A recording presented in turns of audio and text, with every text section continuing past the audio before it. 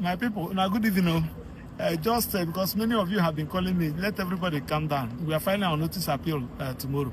And be rest assured, the judgment is going to be set aside because this is not judgment at all. If you are doubting me, I will get the cities of the judgment tomorrow. I will give it to you and the record of proceedings. You will now discover that the judge left what issues that we raised. He left everything that we are talking about and be writing another thing. So that judgment, it was predicated on anger. It just, Nnamdi Kanu has insulted me. I will show him that I'm a judge. That's all. That's all. It's not predicated on law at all. A matter that was not investigated, the judge, you rejected the statement of Nnamdi Kanu, the DSS wanted to tender. Now, if a matter that was not investigated, there was no statement, there was no investigation report, on what basis are you giving judgment? Issues of the whole Nnamdi Kanu race, you did not even address it. You are talking about bombing Britain, British High Commission, bombing American Embassy. All those things doesn't make sense at all. We are filing our appeal tomorrow. We are going to set it aside. Let everybody calm down. Thank you. They will forever live in infamy. Today is the only day I have witnessed a man being convicted for mere buffering, for what he said from his mouth, not what he did with his own hands. The verdict is not consistent with the evidence laid before the court. The sentence is overbroad, cruel, and unusual. How can you convict a man for making mere broadcasts from a location that was never named, and he never tied that broadcast to any single incident of violence, or even someone slapping someone, not to talk of terrorism? He did all this. He didn't lay any evidence. I don't know where this whole verdict can be grounded in law, logic, or facts. We disagree with the judgment vehemently, and we are going to fight it from here onwards until justice is done.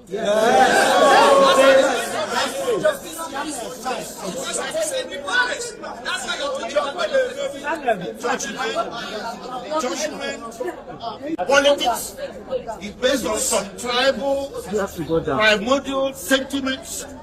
Just because Nnamdi Kanu is Igbo. An Igbo man has become the person in Nigeria that should be trampled upon. I'm not saying this because I'm Igbo. I'll say it for the house of Yoruba who gets trampled upon. But today we saw an Igbo man being trampled upon, and by God Almighty, we are not going to allow it. It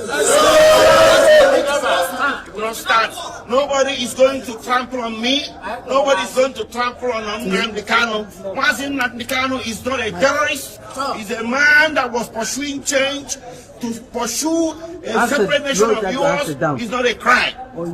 So in Nigeria today, if somebody says don't be silly, you get convicted. As Nnamdi Kanu may broadcast, and so what? And you convict him for terrorism for mere words in the Federal Republic of Nigeria. What kind of precedent is being laid? So from here, we are heading to the Court of Appeal. The Court of Appeal is the only court in this country, or the next court in this country, that sits as a jury.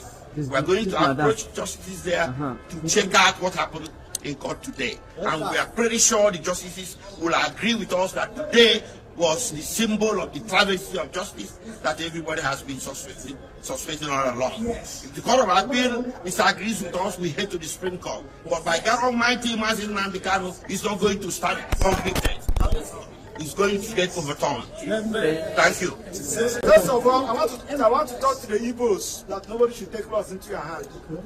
I'm assuring you, this judgment is predicated on anger. Thank God that the judgment was streamed live and everybody watched it.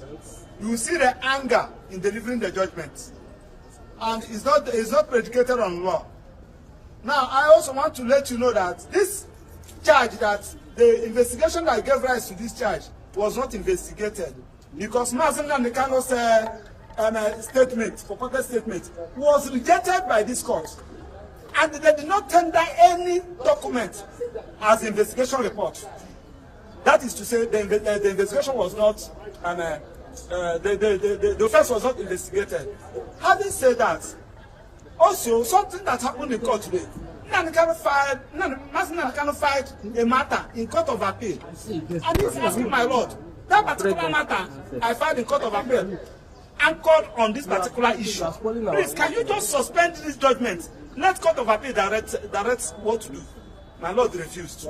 Now, on the issue of anger, you journalists will bear with Nnamdi Kanu that government, Nigerian government, and the judiciary are not fair to Nnamdi Kanu. What do I mean?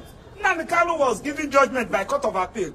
Federal government refused to comply with that judgment given by court of appeal until after 8 days before they appeal against it. When we get to the Supreme Court directed the prosecution what to do.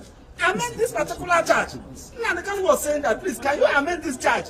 They refused. With the combined effect of all this, I'm assuring you that this judgment will not stand. And the court of appeal will do justice to it. Now, I also want to plead with judiciary. Nnamdi Kanu is representing himself because the court has given the prosecution a blanket order to detain Nnamdi Kanu wherever they want. They should detain Nnamdi Kanu where we have access to file his appeal, because he has 90 days to file his appeal. And the judge said that the judgment will be ready in the next 15 minutes. And also enjoy the media. We have the record of proceedings from the day till today. I want you to check the record of proceedings and evidence standard, reconcile it with the judgment. Now you will now see what we are talking about. You are bringing British into this matter, bringing America into this matter. You are now trying to so that the British and America will be against Nnamdi Kanu. Something that was not an issue, that was never tendered, that was never given evidence on, and they are raising the issue. So this is a judgment against the Igbos. This is a judgment against the good people of Southeast, and it's because of Nnamdi Kanu is an evil. You cannot give this kind of judgment to a northern. You cannot give it to a southwestern. You cannot give it to another tribe in Nigeria apart from the Igbos. And we are going to start against it, because it has happened in this country against some other persons, including Abiola. The Igbos join hands together to fight against it. Why should we be our own time and everybody's sitting and acting? It's unfair. Thank you. We started this trial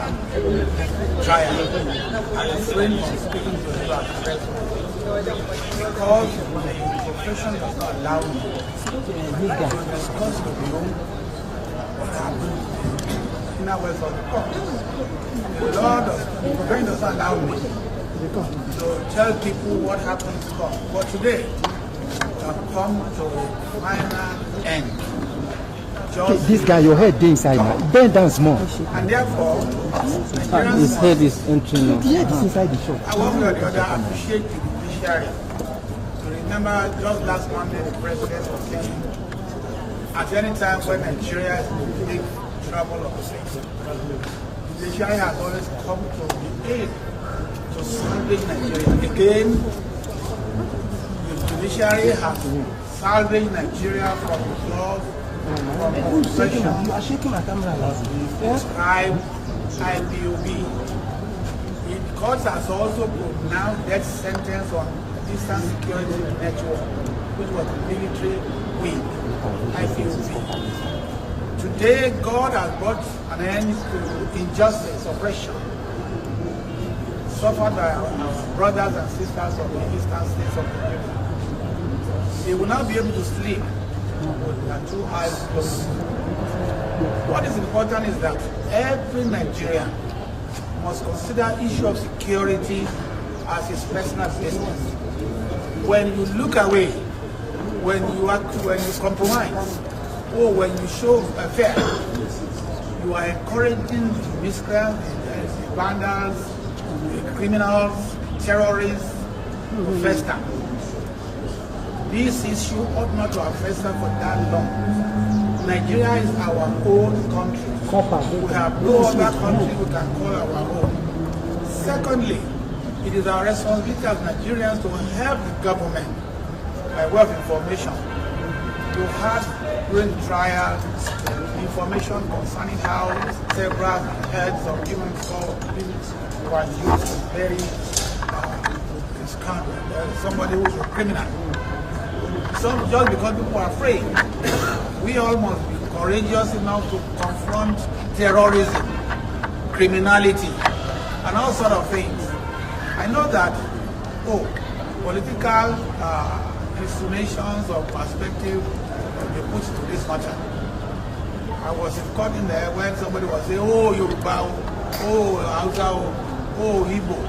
We are all Nigerians. We must love one another. We must not compromise the security of the country on the basis of those modern sentiments. So I congratulate Nigeria today for seeing the end of this, and let it be a warning to those who may think they are bigger than Nigeria.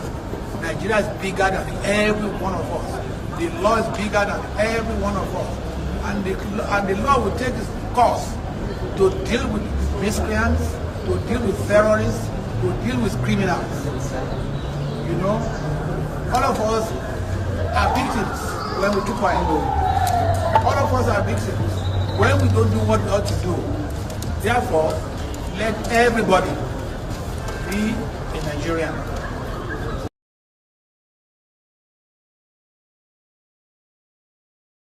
Kindly subscribe. Don't forget to subscribe as you watch this video. Thank you, and may God bless you, and like.